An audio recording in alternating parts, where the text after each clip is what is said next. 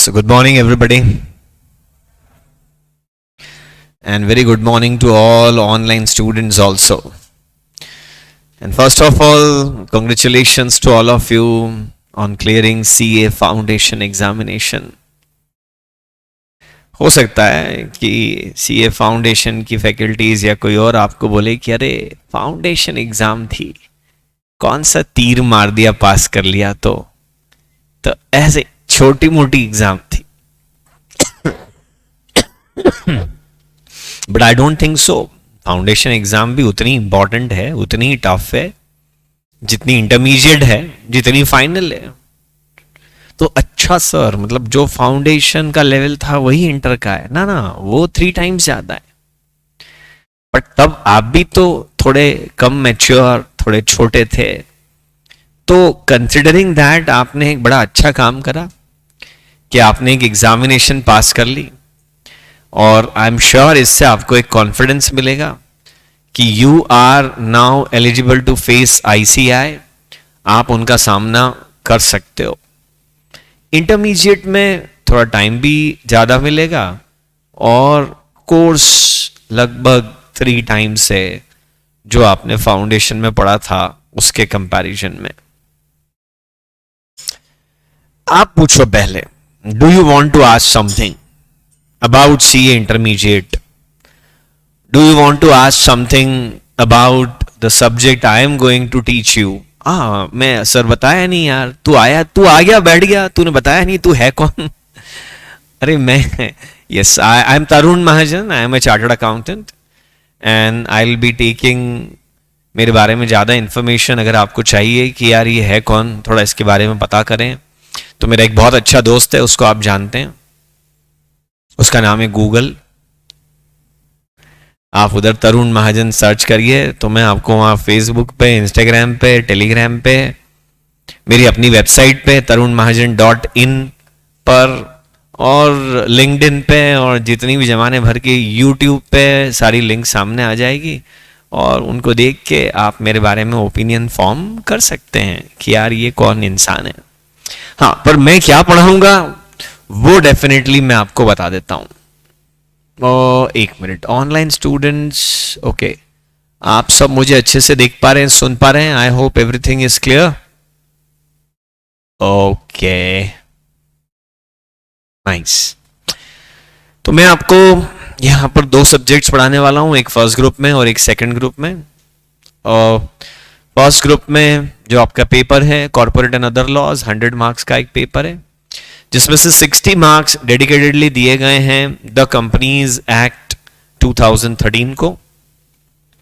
इसको मैं CLBL कहने की जगह इसको COL कहना पसंद करूंगा, कॉर्पोरेट एंड अदर लॉज। आओ, रिव्यू मोड को बंद करना पड़ेगा।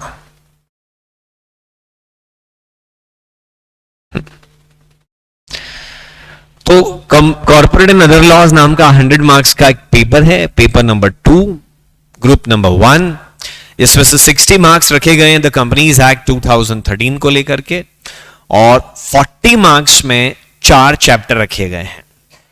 एक है द नेगोशिएबल इंस्ट्रूमेंट्स एक्ट 1881, आपने कभी सुना होगा। Promissory note, bill of exchange तो सुना ही होगा, उसको लेकर के एक एक्ट है। दूसरा जनरल क्लॉज एक्ट है। तीसरा कॉन्ट्रैक्ट एक्ट है।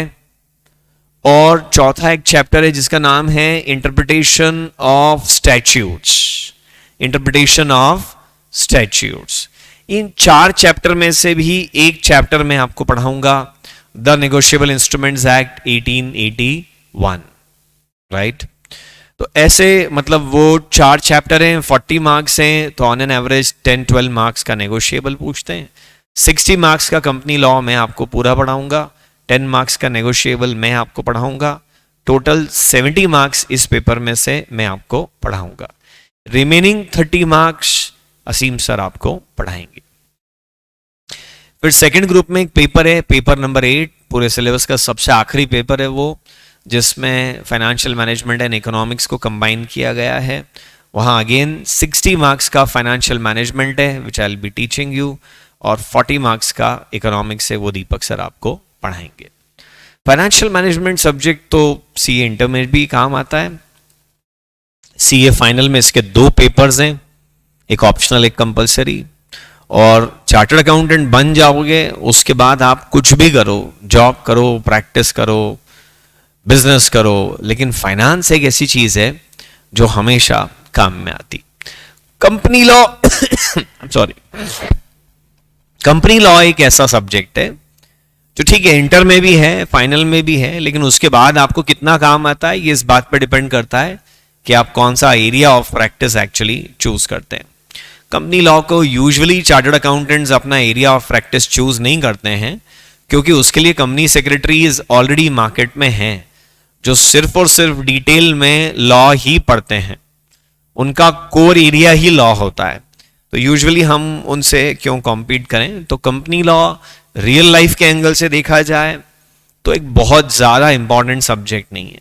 अकाउंट्स रियल लाइफ के एंगल से देखा जाए तो एक बहुत ज्यादा इंपॉर्टेंट सब्जेक्ट नहीं है, हैं? सर क्या बात कर रहे हो, we are going to be chartered accountant. भाई अकाउंट्स तो इस पूरे कोर्स की आत्मा है, वो तो होना ही चाहिए। बट नोबडी विल एवर से कि अरे मैं चार्टर्ड अकाउंटेंट हूं, बोले क्या प्रैक्टिस करते हो तुम, बोले हम अकाउंट्स की प्रैक्टिस करते ना, नोबडी एवर डू इट। या तो ऑडिटिंग आपका प्राइमरी प्रोफेशन होता है, या डायरेक्ट टैक्सेस आपका प्राइमरी प्रोफेशन होता है, या इनडायरेक्ट टैक्सेस होता है, या फाइनेंस का काम आप करते हो, या फिर कुछ अलग ही करने लग जाते हो, या फिर शार्क टैंक में जाके शार्क बन जाते हो आप, क्योंकि आपके अंदर एंटरप्रेन्योरशिप स्किल्स होती हैं तो आप वहां चले गए, वो अलग बात है। तो कंपनी लॉ एक ठीक ठाक सा सब्जेक्ट है रियल लाइफ के एंगल से, इसलिए जब हम इस सब्जेक्ट को पढ़ें तो इसकी कबर मत खोद देना, कि छिलके मत उतार देना पूरा कि ऐसा होगा तो क्या होगा और वैसा होगा तो क्या होगा। नहीं नहीं नहीं, जो दिया है सब सच है, सच के सिवा कुछ भी नहीं है, और आपको सिर्फ वही पढ़ना है। कंपनी लॉ नाम के इस सब्जेक्ट में एकमात्र जो चैलेंज है वो है मेमोराइज करना, सारी चीजों को याद कर लेना is the biggest challenge. Chartered accountancy examination is more a test of memory and less a test of application of knowledge to real life situation. Sir, I don't like theory, sir. Oh my God, you are in a wrong course. IIT करना चाहिए था फिर आपको, यहां गलत आ गए। 800 marks में से मैंने ऐसे एकदम एग्जैक्ट टोटल तो नहीं लगाया, बट 400-500 नंबर थ्योरी हैं सब मिला के। न्यूमेरिकल तो मुश्किल से 350, 300, 400, बस उतना ही कुछ है। So you need to learn to love theory, तब जाके आप अच्छा स्कोर कर सकते हो। एंड अनफॉर्चुनेटली जिसको आप प्रैक्टिकल क्वेश्चंस बोलते हो, प्रैक्टिकल लाइफ में वो काम ही नहीं आते, और जिसको आप थ्योरी कहते हो प्रैक्टिकल लाइफ में एक्चुअली वही काम में आती है। When you step into real life तो फिर वही काम में आती है। Moral of the story, theory को भी उतना ही इंपॉर्टेंस दो, और थोड़ा आप खुद ही अपना इंटरेस्ट डेवलप करोगे तो और ज्यादा इंटरेस्ट, साइक्लिकल एक नेचर है, आपका इंटरेस्ट डेवलप होगा तो आप अच्छे से पढ़ोगे, अच्छे से पढ़ोगे तो समझ आएगा, समझ आएगा तो और इंटरेस्ट डेवलप होगा। जो चीज समझ नहीं आती है उसमें फिर इंटरेस्ट डेवलप ही नहीं होता है। तो इट्स ए साइकिल। अरे वाह, कुछ यहां डाउट्स पोस्टेड हैं सर, इसमें डिस्क्रिप्टिव और ऑब्जेक्टिव दोनों हैं। हाँ, कंपनी लॉ के पेपर में 30 मार्क्स के मल्टीपल चॉइस, मतलब इस COL के 100 मार्क्स के पेपर में 30 मार्क्स के मल्टीपल चॉइस क्वेश्चंस आते हैं, और 70 मार्क्स जो पेपर है वो डिस्क्रिप्टिव है। तो अब 60 मार्क्स का अगर कंपनी लॉ है तो उसका 30% यानी 18 मार्क्स के तो क्या हो गए MCQ, और rest of the part 42 marks के डिस्क्रिप्टिव क्वेश्चंस आएंगे। सर ओरिएंटेशन तो हो गया है,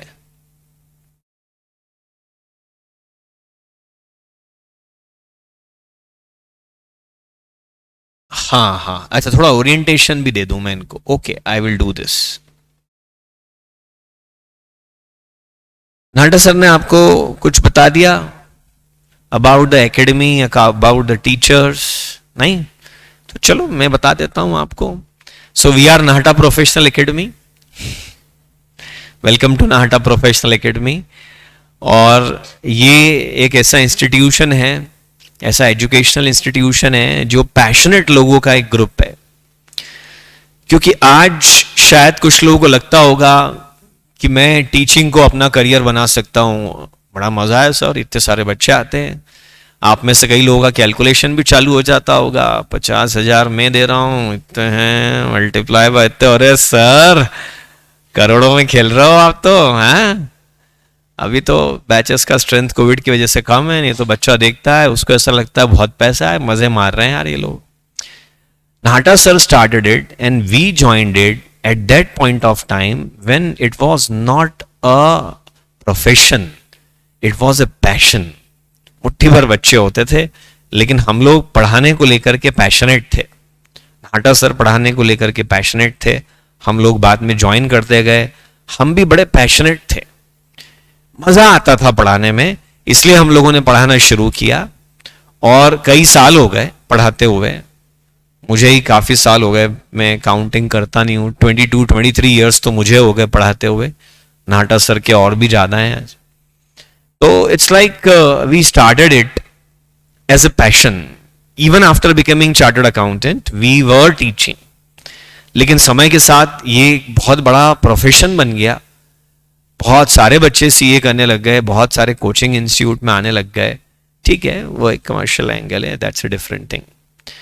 और नाटा सर ने जिन लोग को पढ़ाया उन लोगों ने फिर यहीं ज्वाइन कर लिया over a period of time.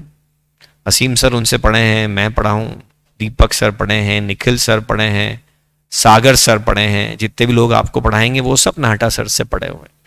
In fact ऐसे हुआ कि नाटा सर से मैं पढ़ा हूँ, फिर मैंने दीपक सर को पढ़ाया है तो वो भी यहाँ पे पढ़ाने लगे, फिर मैंने निखिल सर को पढ़ाया है, फिर वो पढ़ाने लगे, फिर ऐसा एक सीक्वेंस बनता चला गया. हो सकता है आपके लिए भी एक पोटेंशियल हो ये. And we never left, we were never hired and we will never be fired. एक होता है ना कि भाई 1,000 रुपए घंटा देंगे, चला पढ़ाएंगे, पढ़ाने लग जा, समथिंग लाइक दैट. 2,000 रुपए घंटा देंगे, 10,000 रुपए घंटा देंगे. It's not like that. हम लोग जुड़ते गए, we became a family, we never discussed commercial terms. सब चीज़ें अपने आप होती चली गई, nothing in writing. We were passionate about it, hence we are here. पिछले कई 30 सालों में हम लोगों ने, हर एक टीचर ने 50,000, 70,000, 1,00,000 पता नहीं कितने स्टूडेंट्स पढ़ाए. बहुत सारी ऑल इंडिया रैंक इस इंस्टीट्यूशन ने दी है, including all India rank 1. Count ही नहीं करा, हम लोग उस मामले में प्रोफेशनली नहीं थे. बहुत सारे रैंकर्स हैं अक्रॉस इंडिया, और इतने सारे स्टूडेंट्स हमने पढ़ाए हैं कि अब उन स्टूडेंट्स की सेकेंड जनरेशन हमारे पास में पढ़ रही है. जिन लोगों को हमने पढ़ाया था उनके बच्चे अब यहां पर पढ़ रहे हैं. सर इतने पुराने हो आप? चलो पुराने सोचा वो ठीक है, बूढ़े तो कम से कम नहीं सोचा. It's something like that. हमने इतने सारे थाउजेंड्स ऑफ स्टूडेंट्स को पढ़ाया है कि हिंदुस्तान और दुनिया का ऐसा कोई कोना नहीं बचता है जहां पे हम पहुंचे और वहां पे हमको अपने स्टूडेंट्स ना मिले. So we were passionate about it and today also we are doing the same thing. This is about academy. और लाइफ में यार कोई काम करना होना तो पैशनेट होना, जुनून होना, थोड़ा सा बियॉन्ड रेशनल होना, थोड़ा सा स्क्रू ढीला होना, थोड़ा सा पागल होना बहुत जरूरी है अगर बड़े बड़े अचीवमेंट्स चाहिए. तो पागलपन की हद तक जब आप भिड़ करके किसी चीज में काम करो तो फिर जो अचीवमेंट्स आती हैं बहुत ही एक्स्ट्राऑर्डिनरी होती है. We were doing it and we wish that you also do the same. So we will be giving you not only the subject knowledge, बल्कि हम आपको रियल लाइफ से कनेक्ट करने की कोशिश भी करेंगे, बल्कि हम आपको कुछ ऐसी बातें भी बोलना चाहेंगे जो आपके लिए लाइफ लॉन्ग यूजफुल रहे, राइट। बाकी तो सब्जेक्ट वाइज टीचर्स मैं अगर आपको बता दूं तो नाटा सर ऑब्वियसली आपको अकाउंट्स पढ़ाएंगे। उसमें जो अकाउंटिंग स्टैंडर्ड वाला पार्ट होगा अकाउंट्स के अंदर, वो असीम सर आपको पढ़ाएंगे। असीम सर को आप में से कई लोग ऑलरेडी जानते हैं जो ऑलरेडी नाटा प्रोफेशनल एकेडमी से फाउंडेशन पढ़े। उसके बाद में कंपनी लॉ 70 मार्क्स में पढ़ाऊंगा, 30 मार्क्स असीम सर पढ़ाएंगे। उसके बाद में डायरेक्ट एंड इनडायरेक्ट टैक्सेस का आपका एक पेपर है, तो डायरेक्ट टैक्सेस यानी कि इनकम टैक्स आपको आशीष गोयल सर पढ़ाएंगे। आशीष गोयल सर वो हैं जो न केवल आपको इनकम टैक्स पढ़ाते हैं बल्कि वो इनकम टैक्स को day in day out practice करते हैं। इनकम टैक्स अपीलेट ट्रिब्यूनल और हाई कोर्ट में वो टैक्स के केसेस लड़ते हैं। तो उनका जो विजन है टैक्स को देखने का, वो आप जिस लेवल पे खड़े होके उसको देख रहे हो उससे बहुत ऊपर लेवल पे खड़े होके वो उस टैक्स लॉ को देख रहे हैं। तो न केवल वो आपको एग्जामिनेशन पॉइंट ऑफ व्यू से पढ़ा पाएंगे बल्कि उनकी थॉट प्रोसेस ये होगी कि कल को आप भी हाई कोर्ट में जाकर के टैक्स के केसेस लड़ सके। निखिल सर आपको जीएसटी पढ़ाएंगे और सबसे ज़्यादा उनके साथ ही आपको पढ़ने में मज़ा आने वाला है, और वो आपको कॉस्ट अकाउंट भी पढ़ाएंगे क्योंकि वो आपको बिल्कुल भी नहीं डांटेंगे। हम सब लोग थोड़ा बहुत डांट देते हैं, कभी कभी ऐसा होता है ना, बच्चे नहीं पढ़ाई करते हैं तो हम थोड़ी डांट लगा देते हैं। नाटा सर उसमें नंबर 1 पे आते हैं। उनकी बात का बुरा मत मानना, उनको गुस्सा भी आ जाता है क्योंकि वो बड़े रिजल्ट ओरिएंटेड हैं। उनकी इच्छा है कि आप सब पढ़ें तो सब पास हो जाएं। तो उसमें एक भी बच्चा अगर ऐसा लगे कि ये नहीं पढ़ रहा है तो वो फिर निपटा देते हैं उसको। तो निखिल सर से पढ़ने में आपको बहुत मजा आएगा, ना वो आपको डांटेंगे ना वो होमवर्क करने के लिए इंसिस्ट करेंगे। आप एक बार उनसे बोलोगे सर वापस बता दो, वो 3 बार और पढ़ा देंगे आपको। वो एक अलग आपको फन मिलने वाला है वहां पे। This is first group. Second group में एडवांस अकाउंट फिर नाटा सर पढ़ाएंगे, लेकिन उसका अकाउंटिंग स्टैंडर्ड वाला पार्ट आपको असीम सर पढ़ाएंगे। फिर वहां पे फाइनेंशियल मैनेजमेंट में पढ़ाऊंगा, इकोनॉमिक्स दीपक मूलचंदानी सर आप जानते होंगे वो पढ़ाएंगे। देन वहां पर और कौन सा पेपर आ गया आपका, ऑडिटिंग 100 मार्क्स का, वो पूरा का पूरा पेपर आपको असीम सर पढ़ाएंगे। फिर वहां पे एक पेपर है strategic management and EIS. EIS आपको सागर सर पढ़ाएंगे और स्ट्रेटेजिक मैनेजमेंट आपको दीपक सर पढ़ाएंगे।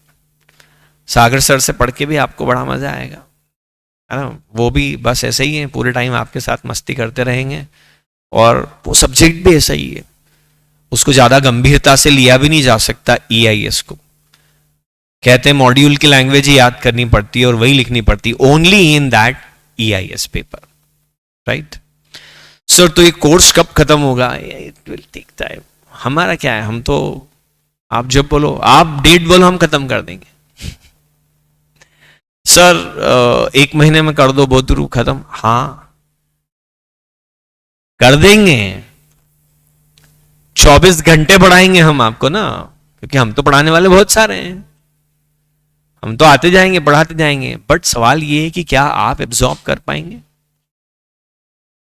तो over a period of time धीरे धीरे ये सारी चीजें कवर हो जाएगी, don't worry about that. Time कम मिलेगा आप लोगों को, ये बात अभी से समझ लो, क्योंकि अब आपका ये बैच फरवरी मिड में चालू हुआ है। क्योंकि वो पिछली एग्जाम्स लेट हुई तो रिजल्ट लेट आया, अदरवाइज ये जनवरी लास्ट वीक में चालू हो जाता है।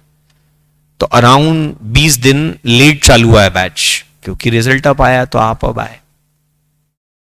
लेकिन एग्जाम तो नवंबर में ही होगा आपका, नवंबर अटेम्प्ट है ना आपका, वो डिले होने के चांसेस नहीं है until and unless China Covid का कोई नया वर्जन लॉन्च करते, उसमें डिले होने की कोई चांस नहीं है। तो ये समझो आप 20 दिन लेट हो, तो पहले ही दिन से गियर अप हो जाओ और जो पढ़ाएं उसको इमीडिएटली पढ़ना शुरू। सर आज तो वैलेंटाइन डे, तो हम सोच रहे थे बस ये क्लास खत्म हो, और तो तुम क्या करोगे, वैलेंटाइन डे पे एक दोस्त को बाइक पे पीछे लेके और घूम रहे हैं बाजार में चारों तरफ, ये देख वो देख, इसको थोड़े बोलते वैलेंटाइन डे। इससे अच्छा है ऐसी बेइज्जती करवाने से बेटर है कि अपने घर जाओ और पढ़ाई करना शुरू कर दो, राइट। हाँ, अगस्त 25, ये देखो हर्षित सर मेरे को बता रहे हैं उधर से कि सर बोथ ग्रुप्स की जो डेडलाइन है इसमें उसको क्या हो गया बताओ। अच्छा नहीं लग रहा है इसको कि मैं पता नहीं क्या क्या बोल रहा हूं, ये बंद हो गया। अगस्त 25 बोथ ग्रुप की डेडलाइन है, ऐसा हर्षित भैया ने मुझे बताया। अच्छा, अब इसमें रुको जरा 1 मिनट, कुछ और डाउट पोस्ट हुए हैं। एक बैच में मैक्सिमम कितने बच्चे होंगे, काउंट करना पड़ेगा, 50 एक होंगे मेरे ख्याल से यहाँ पे। बाकी ऑनलाइन में जितने हैं उतने हैं। विनायक उससे कोई फर्क नहीं पड़ता है, लेट मी टेल यू। जिसको पढ़ना है वो 5 बच्चों की बैच में भी पढ़ता है और 5000 बच्चों की बैच में भी पढ़ता है। ये जो रूम देख रहे हो ना, इसमें बीच में दीवार नहीं थी ये वाली, और ये पूरा यहां से डबल साइज का रूम था और 800 स्टूडेंट्स, 900 स्टूडेंट एक सिंगल क्लासरूम में हम लोगों ने पढ़ाए। सब पढ़ते थे और ऑल इंडिया रैंक्स आती थी जोरों से। So that's not something which matters. उससे कोई बहुत फर्क नहीं पड़ता है कि यहाँ 50 बैठे हैं कि इधर 100 हैं कि 10-20 कम ज्यादा हैं। वो जो छोटे बच्चे होते हैं ना, 3rd क्लास में, 4th क्लास में, 5th क्लास में, जिनका ध्यान भटका हुआ रहता है, टिफिन खोल के खाने लग जाते हैं, भागने लग जाते हैं, सुस्तू कर दिया, उधर होता है कि 30 बच्चों की बैच साइज होती। इधर कोई फर्क नहीं पड़ता है उन सब चीजों से। अब आप बहुत बड़े हो गए Vinayak. Anshika is asking sir हम अकाउंटिंग फील्ड में नहीं है, मतलब नहीं अंशिका, चार्टर्ड अकाउंटेंट की आत्मा ही अकाउंट्स है, पर पैसे नहीं मिलते हैं उससे। अकाउंटिंग तो अकाउंटेंट कर देता है ना बेटा, उसके लिए हमने स्मार्ट अकाउंटेंट क्लासेस खोल रखी हैं। देखो हमने बैनर पोस्टर लगे हैं क्लास के अंदर ढेरों सारे, वो इसीलिए लगे हैं कि किसी को सीए नहीं करना हो तो वो कर लो, 100% जॉब गारंटी भी लिखी है उसके अंदर, वो कर लो। तो अकाउंटिंग तो अकाउंटेंट ही कर देता है ना यार। आप अकाउंटेंट थोड़ी बनने जा रहे हो, आप चार्टर्ड अकाउंटेंट बनने जा रहे हो। Chartered mean supreme. तो भाई साहब मतलब उसमें पैसे नहीं मिलते हैं, पैसे मिलेंगे दूसरे काम करने में। ओके, 8 times AIR, हाँ देखो डेटा भी दे रहे हैं मुझे हर्षित भैया पीछे से। 8 times ऑल इंडिया रैंक 1 दिए नाटा प्रोफेशनल एकेडमी ने। 800 ऑल इंडिया रैंकर्स दिए हैं अप्रोक्सीमेटली, उनमें से मैं भी एक हूं। इन CSCS 10,000 plus CA and CS given to the nation. 10,000 chartered accountant हमने इस देश को कंट्रीब्यूट किए हैं। ये हमारे कुछ अचीवमेंट्स हैं। सर बोथ ग्रुप की स्ट्रेटेजी क्या है? प्रियल, बहुत शानदार सिंपल स्ट्रेटेजी है। 3 वर्ड्स हैं, डू एज डायरेक्टेड। हम जो बोलते चले जाएं वो आप करते चले जाएं। स्टैम्प पेपर पे लिख के गारंटी दूंगा मैं कि आप बोथ ग्रुप फर्स्ट अटेम्प्ट पास होगे। सर मुझे ऑल इंडिया रैंक लानी है, क्या स्ट्रेटेजी? मैं बना के दूंगा, हम सब बना के देंगे। प्रॉब्लम स्ट्रेटेजी की है ही नहीं कभी भी, प्रॉब्लम स्ट्रेटेजी के इंप्लीमेंटेशन की है। कभी वो बुक पढ़ना एक छोटी सी, हु मूव्ड माई चीज, पढ़ी किसी ने? एक पतली सी किताब है, मोटिवेशनल है, हु मूव्ड माई चीज। 2 चूहे और 2 इंसानों की कहानी।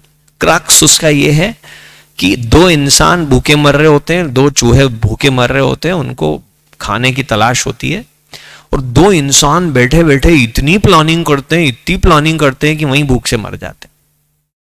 और 2 चूहे दिमाग लगाते ही नहीं है, सिर्फ मेहनत करना शुरू कर देते हैं, एंड दे विन। बहुत सारी स्ट्रेटेजी बना के कोई फायदा नहीं है। हम बैठे हैं सब बड़े बड़े स्ट्रेटेजिस्ट, हम रोज आपको एक बात करने को कहेंगे, वो आपको करना है, यही स्ट्रेटेजी है। क्योंकि असली प्रॉब्लम स्ट्रेटेजी के इंप्लीमेंटेशन की है, स्ट्रेटेजी बनाने की नहीं है। सर सिंगल ग्रुप करें कि बोथ ग्रुप? मालवा में एक शब्द है औकात, वो पहचानो। मैं तो आपको आज पहली बार मिल रहा हूं, आपका क्या नाम है? आस्था को मैं पहली बार मिल रहा हूं। आदेश की आदेश आदेश को मैं पहली बार मिल रहा हूं। मुझे मालूम ही नहीं है आदेश कौन से स्कूल से पढ़े हैं। आदेश की मम्मी आदेश के बारे में जो जानती है ना, उसका 10% छोड़ो 1% भी मैं नहीं जानता। तो आप अपने आप को पहचानो।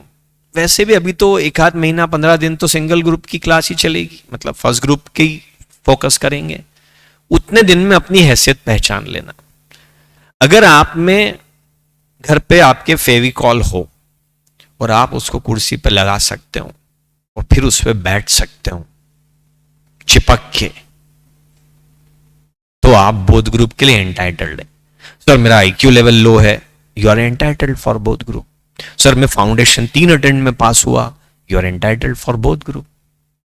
सर मैं हिंदी मीडियम स्टूडेंट हूं, you are entitled for both group. Sir मेरे से ना ज्यादा पढ़ा नहीं जाता है, तू एक भी नहीं कर पाएगा। बोथ ग्रुप की एलिजिबिलिटी बहुत सिंपल है, जो जम के पढ़ सकता है उसको करना चाहिए। और अभी तो बोथ ग्रुप ही रखो दिमाग में, फिर बाद में ऐसा लगे कि नहीं हो पा रहा है तो फिर एक छोड़ देना। शुरू से अगर एक पकड़ लिया तो वो एक भी छूट जाएगा। ऑल इंडिया रैंक टारगेट रखोगे ना तो समहाउ बोथ ग्रुप गिरते पड़ते पास होगे। बोथ ग्रुप टारगेट रखोगे तो एक ग्रुप तो जरूर ही पास हो जाओगे। एक ही ग्रुप टारगेट रखोगे तो उसमें भी सेकंड अटेम्प्ट लग जाएगा। तो एम हाई, राइट?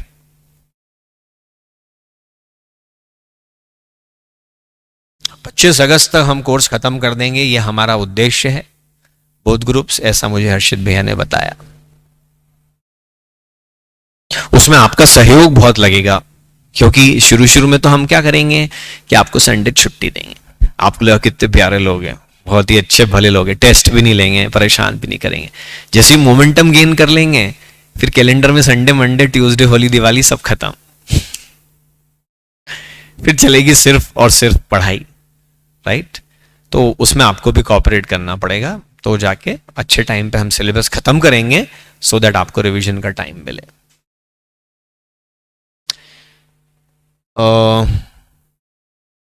सर पहचाना, नाम लिखा है सम्यक। नहीं बेटा, नाम से कैसे पता चलेगा? सर आपकी क्या AIR थी? फाउंडेशन में बेटा ऑल इंडिया रैंक 10 थी। फाइनल में थोड़ा कुछ मैंने लफड़े करे, but marks all India rank 23rd के बराबर थे। सर चलो ठीक है, सिंगल ग्रुप ऑफलाइन, बहुत सारे डाउट्स रिपीट हो गए। सर क्या AIR मैटर करती है फ्यूचर में? यार देखो, लाइफ में कोई भी अचीवमेंट हो ना, वो वेस्ट नहीं जाता है। तो ऑल इंडिया रैंक भी मायने रखती है ऑब्वियसली। अगर आप ऑल इंडिया रैंकर हैं तो जो आपको जॉब इंटरव्यू के कॉल्स आएंगे वो ज्यादा अच्छी जगह से आएंगे। पर मैं आपको एक बात और बताता हूं कि आपको पूरी जिंदगी काम करना है। अगर आप अच्छा काम करेंगे ना, आई एम नॉट सेइंग कि आप ऑल इंडिया रैंक मत लाइए, आप बोथ ग्रुप मत करिए। आई एम सेइंग कि आप बहुत मेहनत करिए और खुश होके पढ़िए। आपको पढ़ने में मजा आना चाहिए। सुबह जब आप उठें तो आपको एक फीलिंग आनी चाहिए कि wow what a fantastic day.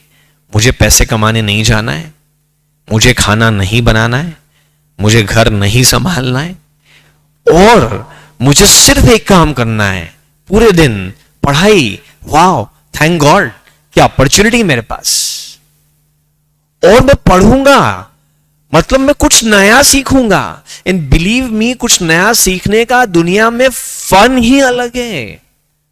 जब आप छोटे थे और आपने स्क्रॉल करना चालू करा था ना, तो मम्मी पकड़ पकड़ के थक गई थी और आप क्रॉल कर ही जा रहे थे। चलना सीखा तो खूब चलने लग गए, सीढ़ियां चढ़ना सीखा तो 50 बार सीढ़ी चढ़ते हो, दरवाजे लगाने पड़े सीढ़ी में माता पिता को। नया सीखने का फन कितना है यार लाइफ में। पर क्या होता है, सिलेबस बड़ा है ना, तो कुछ बच्चे थक जाते हैं, उनका फन एलिमेंट गायब हो जाता है और उनको पढ़ाई बोझ लगने लग जाती है। वो नहीं होना चाहिए। पढ़ाई करने में मजा आना चाहिए और आपको बहुत पढ़ना चाहिए। फिर आप एक ग्रुप पास होगे कि बोथ ग्रुप पास होगे कि ऑल इंडिया रैंक आएगी, वो सब छोड़ो ना, कर्म किए जा, फल की चिंता मत कर, वो अच्छा आएगा। हाँ, पर AIR है तो बड़ी जॉब अपॉर्चुनिटीज तो आपको ऑब्वियसली मिलेगी। तो सर क्या जिनकी IR नहीं है वो लाइफ में तरक्की नहीं करते हैं? अरिजीत सिंह को जानते हो? सिंगर, कौन नहीं जानता है, मतलब ये तो ऐसा सवाल है। वो इंडियन आइडल जीत नहीं पाया था,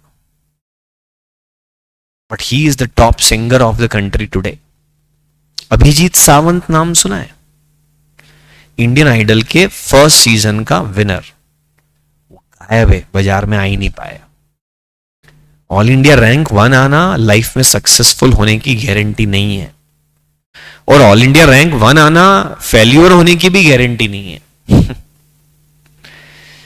ये सब तो आप कितना पैशनेटली समझ के अच्छे से पढ़ते हैं और अपने नॉलेज से किसी का फायदा कर सकते हैं, उस पर डिपेंड करता है।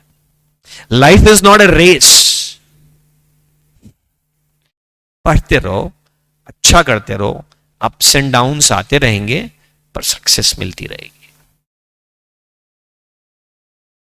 सर इतना लेट स्टार्ट किया है, नहीं नहीं नहीं नहीं नहीं, सम्यक। अब जो हो जाता है ना लाइफ में उसकी बात नहीं करनी चाहिए। आज का दिन है ना सम्यक आपके पास, ठीक है, तो आज के दिन ही आप देख लेना कि फाउंडेशन की कौन सी चीजें इंटर में काम आती है और वो आपकी वीक रह गई थी, उनको स्ट्रेंथन कर लेना। आज पढ़ लेना फाउंडेशन का कंपनी लॉ रिवाइज कर लेना, फाउंडेशन का मैथमेटिक्स में time value of money revise कर लेना, वो अपने को FM में काम आएगा। फाउंडेशन के अकाउंट्स के बेसिक कंसेप्ट से चैप्टर मैच कर लेना जो इंटर में भी है, वो रिवाइज करके स्ट्रेंथन कर लेना।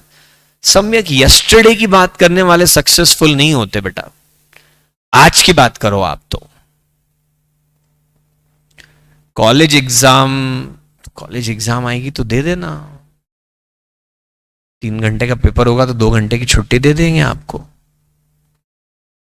3 घंटे कौन बीकॉम में लिखता है, और रैंक आ जाएगी यूनिवर्सिटी में, वहां अपने को नहीं चाहिए।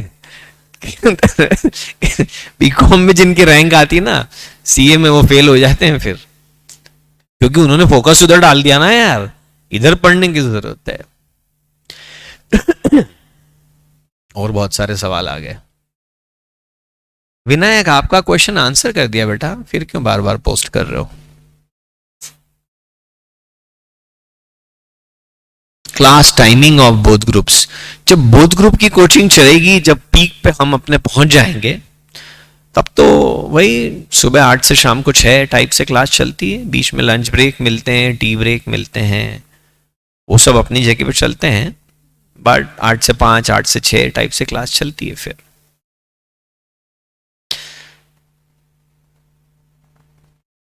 बेटा अभी ना बोथ ग्रुप के लिए श्रेयांश अभी टेंशन मत लो, वो डिसीजन को अभी डेफर करो, क्योंकि अभी तो टाइम है ना सेकंड ग्रुप की बैचेस चालू होने में। बस बस बस बस रुक जाओ बच्चों, अभी बहुत प्लानिंग मत करो। एक बार एक बच्चा आया मिलने, बोलता सर मैं चार्टर्ड अकाउंटेंट बन जाऊंगा, उसके बाद की, वो 12th में था, उसके बाद की जॉब अपॉर्चुनिटीज के बारे में मेरे को समझाओ। ओह, मैंने बोला यार थोड़ा ज्यादा प्लानिंग नहीं हो गई है, दिस इज टू मच यार, इतना आगे की मत सोचो। Do you love to study commerce, तो करो ना यार, जिस चीज में आपको प्यार मोहब्बत हो जाए, सब्जेक्ट से, हाँ, उसके बारे में आप पैशनेट हो जाओ, तो सक्सेस पैसा फिर सब जगह आ जाता है। आप चाय बना के बेचोगे तो MBA चाय वाला बन जाओगे आप, ऑल ओवर इंडिया की फ्रेंचाइजी होगी, टीवी पे इंटरव्यू होंगे, 50-100 करोड़ वैल्यूएशन हो जाएगा। You need to be passionate about it.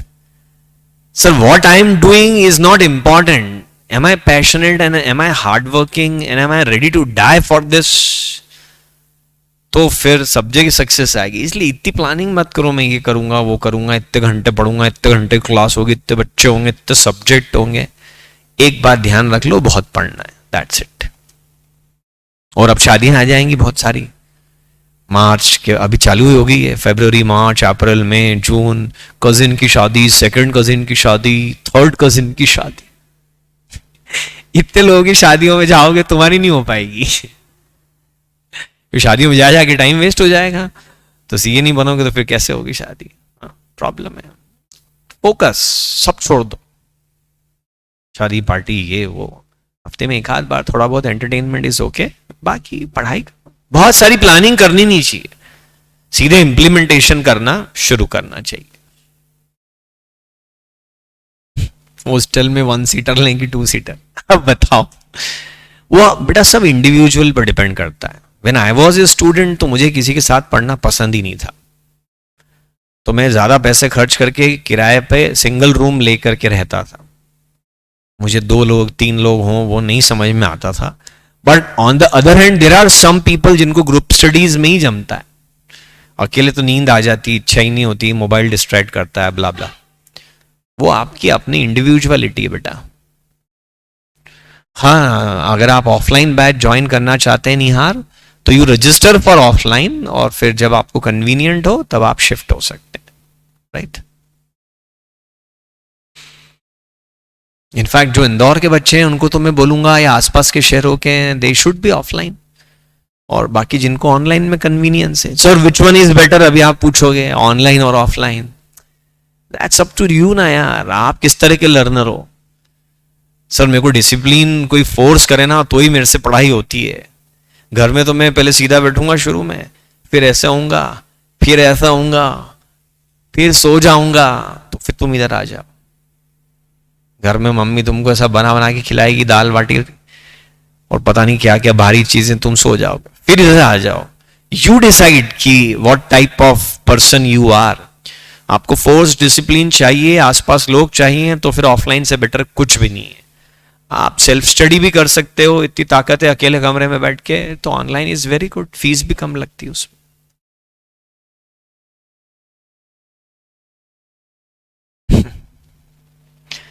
Vinayak बहुत ही क्यूरियस बच्चा ऐसा लग रहा है इस क्लास का। ठीक है, आप कुछ पूछना चाहते हैं, कुछ बोलना चाहते हैं, एनीथिंग? नहीं तो मैं फिर कुछ पढ़ाऊं।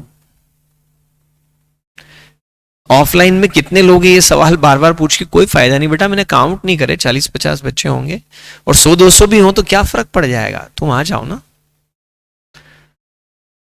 Anything you want to ask? Nothing, यहां से कोई सवाल नहीं।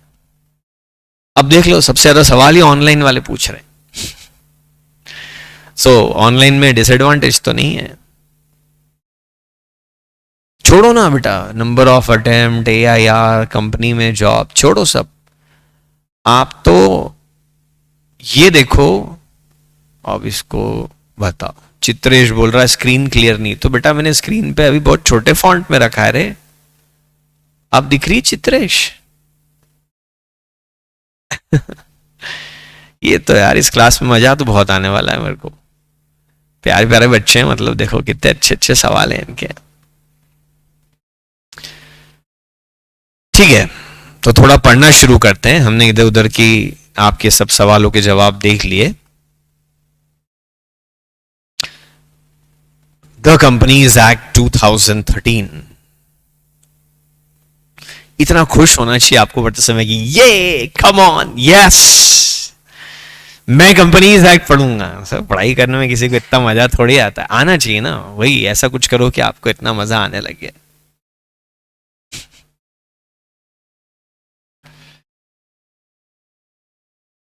एक बात बताओ, ये तो आपने खैर फाउंडेशन में भी सीखा होगा, why do we need so many laws? Hindustan है, आपने दीपावली का निबंध लिखा था बचपन में स्कूल में। इंट्रोडक्शन शुरू होता था, India is a country of festivals, Bharat त्योहारों का देश है। अब थोड़ा बदल देते हैं, अपन बोलेंगे India is a country of laws, Bharat कानूनों का देश है। यहां 3 तरह के कानून पाए जाते हैं। एक वो जो सेंट्रल गवर्नमेंट बनाए और पूरे इंडिया पे लगे, including Jammu and Kashmir, central act. एक वो जो स्टेट गवर्नमेंट बनाए, मामा जी बनाए अपने शिवराज जी, और सिर्फ मध्य प्रदेश पे लगे, वो स्टेट एक्ट। एक वो जो local government municipal corporation development authority बनाए और सिर्फ उस डिस्ट्रिक्ट, उस तहसील के ऊपर ही अप्लीकेबल हो, उसके बियॉन्ड अप्लीकेबल ना हो, उसको लोकल या प्रोविंशियल एक्ट कहते हैं। सेंट्रल गवर्नमेंट ने कोई 3-4 हजार एक्ट बना रखे हैं जो एक्टिव हैं आज की तारीख में। हाँ, सही सुना आपने, आपके सिलेबस में सब मिला के 10-15 एक्ट भी नहीं है। कंपनीज एक्ट तो 1/3 है सिर्फ, उसको पढ़ने में पसीने छूट जाएंगे आपके।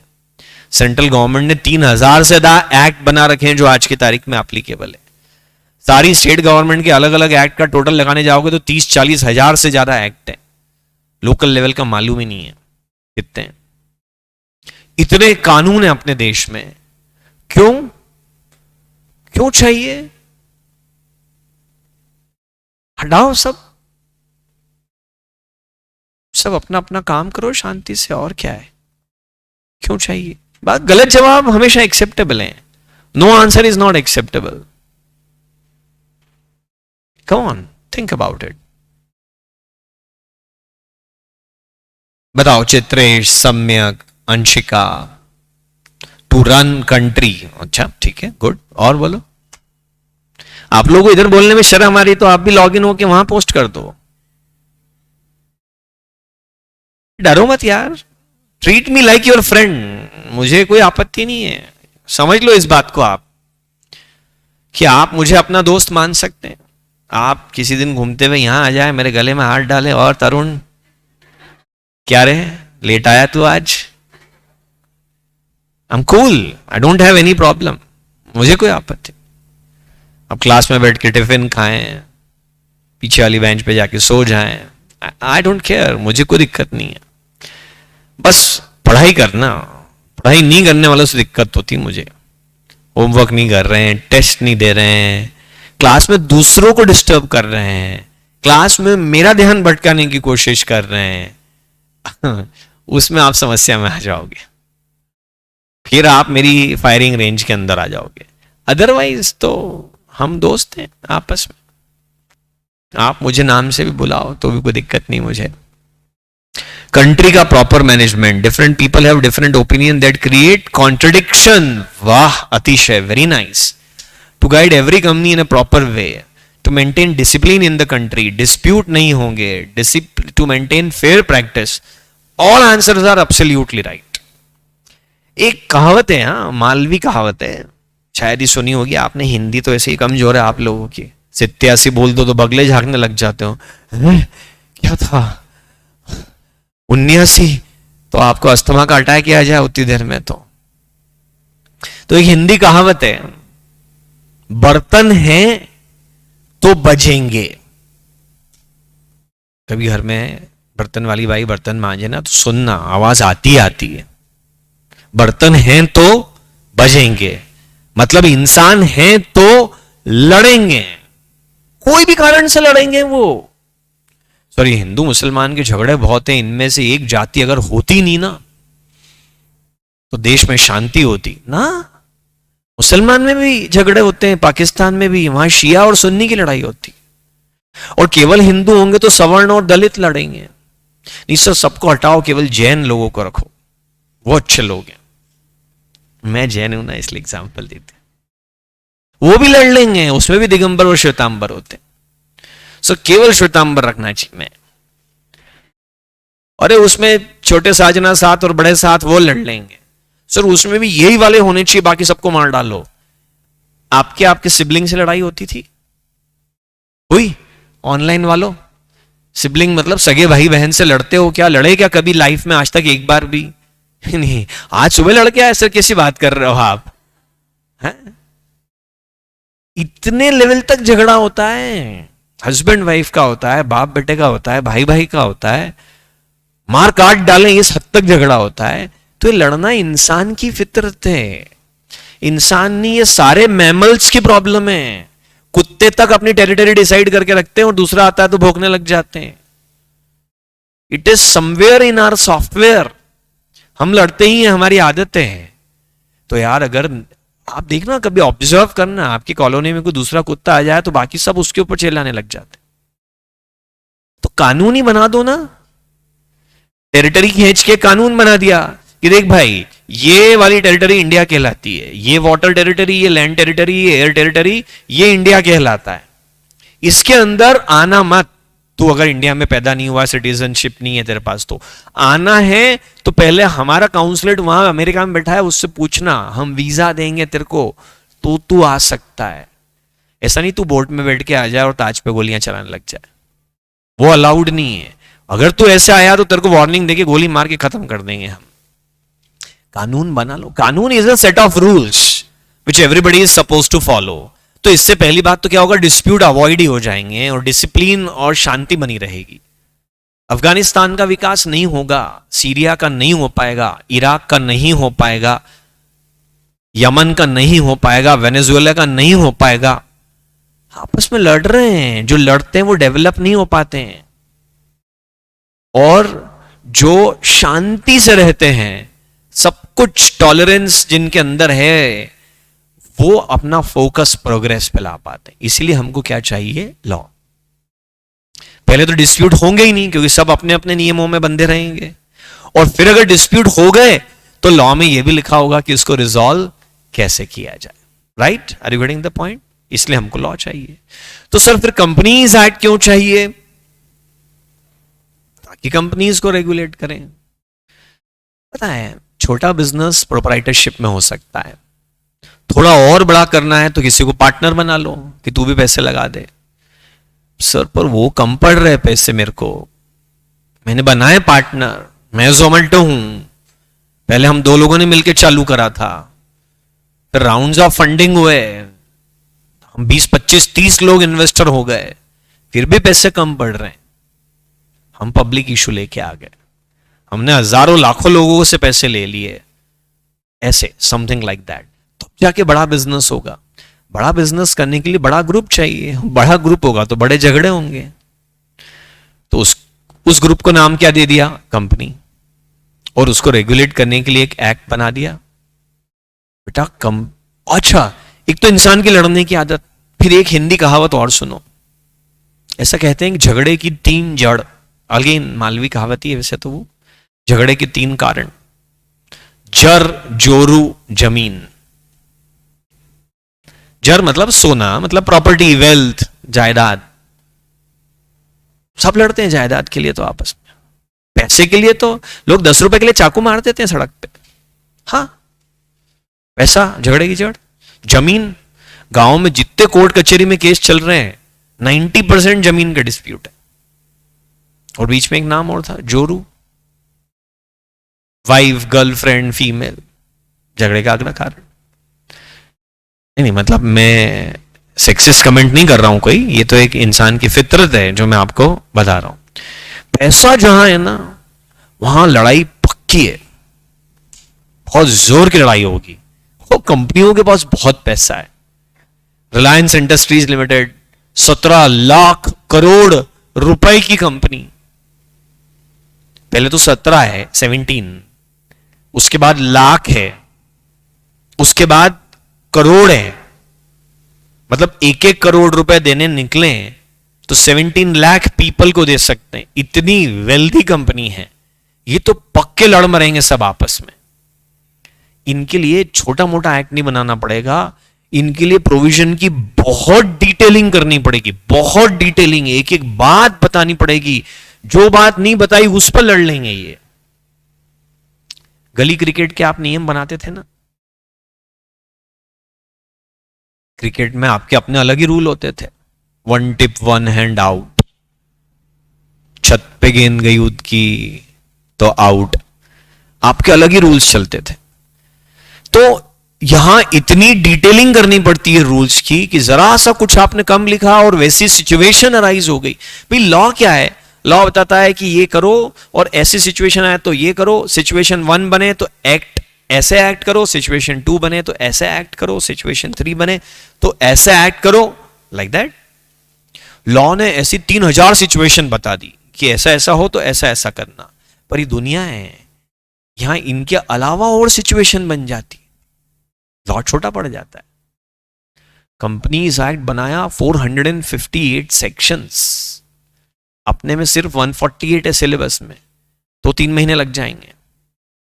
फिर शेड्यूल्स, फिर रूल्स, फिर रेगुलेशंस, फिर नोटिफिकेशंस, फिर सर्क्यूलर्स। जो मेरे पीछे दीवार है ना, ऑनलाइन वालों को भी मेरे पीछे जितनी जगह दिख रही ना, अगर उसमें पूरी एक बुक शेल्फ बना दें और ऊपर से नीचे और लेफ्ट से राइट तक ऐसी मोटी मोटी किताबें रख दें, शेल्फ छोटा पड़ जाएगा सिर्फ कंपनी लॉ की बुक से।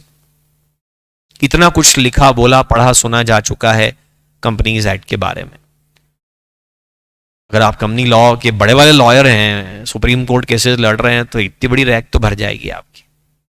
केस लॉज, डिस्प्यूट, सब कुछ उसके अंदर आ जाएंगे। इसलिए अपने को कानून चाहिए बेटा, और इसीलिए अपन पढ़ रहे हैं द कंपनीज एक्ट 2013। जहां तक मुझे याद पड़ता है आपके सिलेबस का ये लेटेस्ट एक्ट है, इससे नया और कोई एक्ट आपके सिलेबस में है नहीं। जीएसटी होगा एक नया, हाँ जीएसटी है, जीएसटी वाला कानून एक थोड़ा नया है। बाकी अदरवाइज अगर देखें तो कंपनीज एक्ट जो है वो सबसे नया कानून है, 2013 का ही बना हुआ है, महज 8 साल पुराना। क्योंकि इसके पहले जो था वो कौन सा था बताओ, बताओ बताओ बताओ बताओ, इसके पहले कौन सा कंपनीज एक्ट था?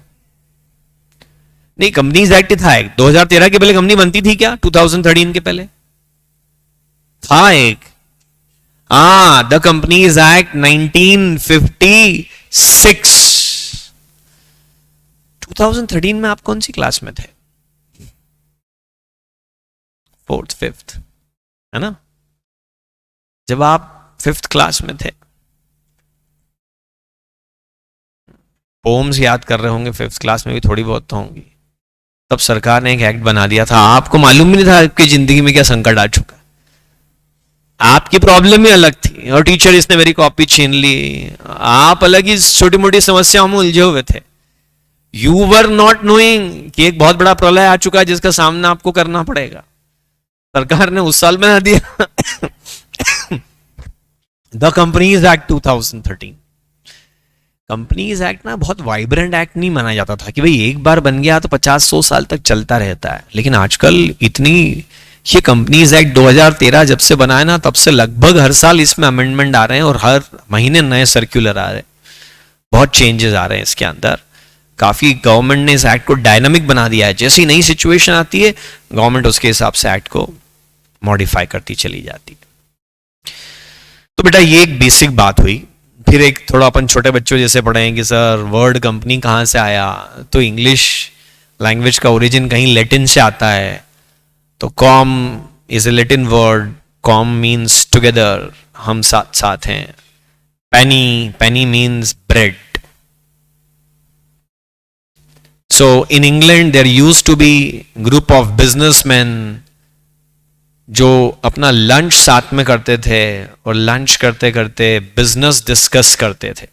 इंग्लैंड में ही हो सकता होगा ऐसा 200-400 साल पहले, अपने देश में नहीं हो सकता, क्योंकि अपने देश में तो भोजन मंत्र पढ़ के फिर खाना खाओ और उसमें पूरा फोकस खाने पर रखो। बात करना, न्यूज़पेपर पढ़ना, मोबाइल पे बात करना अलाउड नहीं है, अन्नपूर्णा देवी का अपमान हो जाता है। ये लोग खाना खाते खाते बिजनेस की बात करते थे। Group of people taking their bread together at that point of time was named as company. तब से नाम यही है, आज भी नाम यही है, कंपनी। बट सर ये कोई ऐसा थोड़ी रोटी खाने वाले कंपनी हो गए ना। अभी बताता हूं, कंपनीज एक्ट में कंपनी की डेफिनेशन दी है। क्या शानदार डेफिनेशन है, आपका पढ़ के दिमाग नहीं खुल जाए तो बोलना मुझे। As per section 220 company means a company. वाह वाह वाह वाह, कंपनी मीन्स अ कंपनी। आपने आंखें खोल दी। हम समझ रहे थे company means a dog, company means a cat, company means the fan, company means the calculator. आज आपने बता दिया कि company means a company incorporated under this act, आहा, और under any previous company law. अरे आपका छोटा भाई बहन हो, मान लो 7th क्लास में 8th क्लास में, और पूछ ले किसी दिन कि भैया यार ये क्या कंपनी कंपनी क्या आता है पेपर में, ये आप बोलो सुन छोटे, company means a company incorporated under this act. वो बोले यार मेरे को मालूम था तेरे को कुछ नहीं आता है। फिर किसी को बता दो ये डेफिनेशन तो हंसने लग जाए वो कि ये क्या बेवकूफी है, बट लॉ में ऐसे ही, लॉ की लैंग्वेज ऐसी चलती। कंपनी मीन्स अ कंपनी, इसमें से फिर भी कुछ पॉइंट हैं। इनकॉर्पोरेटेड मतलब रजिस्टर्ड अंडर दिस एक्ट, तो कंपनी का रजिस्टर्ड होना बहुत जरूरी है। और पार्टनरशिप एक्ट में रजिस्टर नहीं होना है,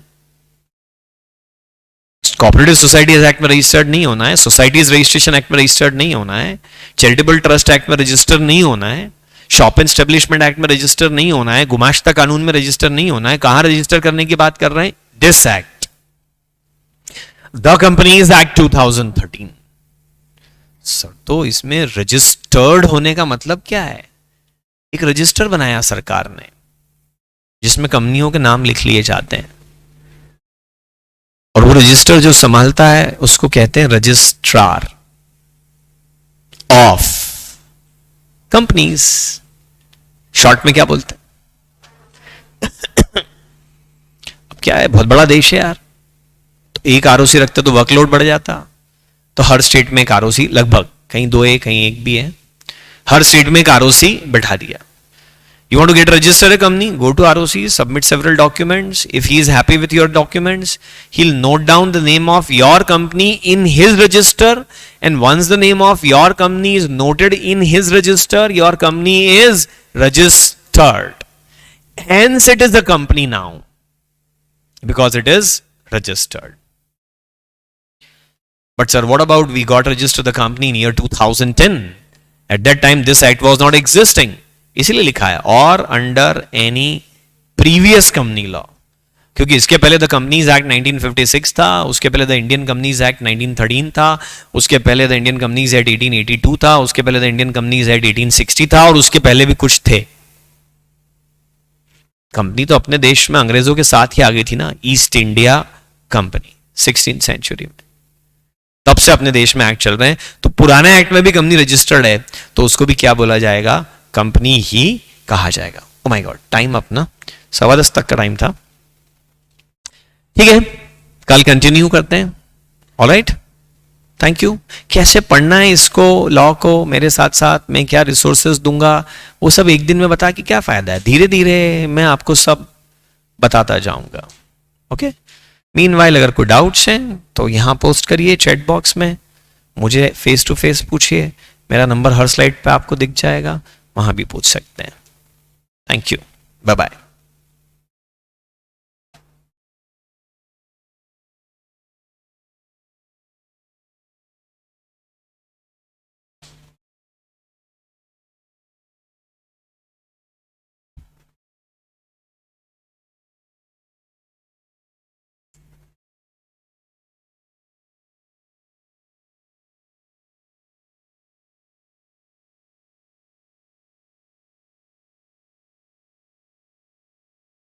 माउस नहीं चल रहा है,